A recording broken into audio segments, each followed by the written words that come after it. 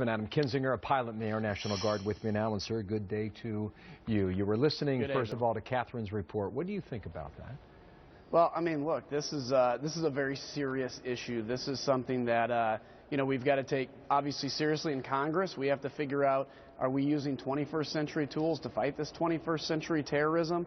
I think we need to be obviously taking the fight over. Look, we're going to fight terrorists. This is a fact. Now, the question is, do we fight them here or do we fight them overseas? And I think over there is the best, but we have to be prepared here.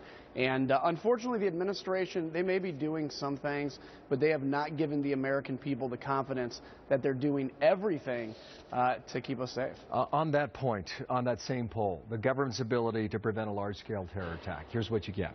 56% say they are skeptical. Only 43% are confident. And when you hear Catherine and you watch this hearing where you ask for how many people are here and how did they get here, and Chairman Chaffetz does not get an answer. Yeah. How do you then figure out how to make the American people confident when you're getting answers like that? Well, you don't. And I mean, the reality is questions like Congressman Chaffetz are good, but it just opens the fact that I think this administration was caught flat-footed. They're aghast at what's going on. They're surprised. They've not had a strategy in 7 years to fight terrorism, whether it's overseas or here.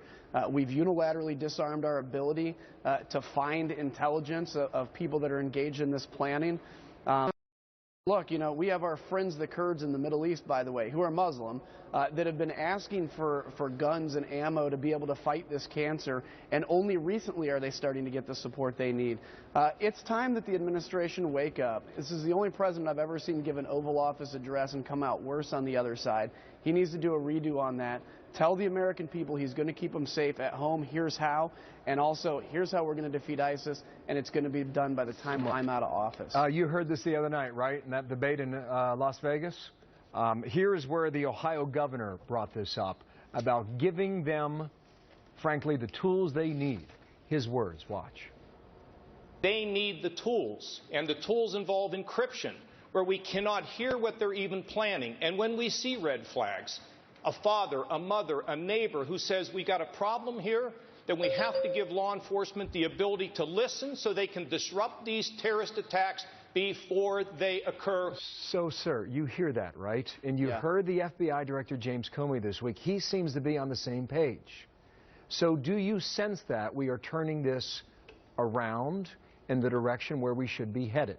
Yes or no? Well, I hope so. Yes, I guess yes. I mean, you saw in the Republican debate, most candidates were united behind the fact that we have to give law enforcement the tools they need. I mean, looking at Facebook posts, for goodness sakes, that should have been done, years ago when Facebook came out. But the question is, there's still a hearty debate within the Republican Party about privacy versus security. It's a good debate to have, but we can have both. And keeping the American people safe should be our absolute #1 priority. And defeating terrorism overseas and using the amount of force necessary to defeat them, not contain them, should be our policy there. When you deal huge blows to these Islamic jihadist movement, it makes the recruiting into them less attractive. We're going to dry up their sources of recruitment, and frankly, we can unite the world against this cancer, including the Muslim world, by the way, which is why we have to watch our language when we talk about this. I think that last point is a great one. We'll end it there. Thank you, sir. Adam Kinzinger from Capitol Hill.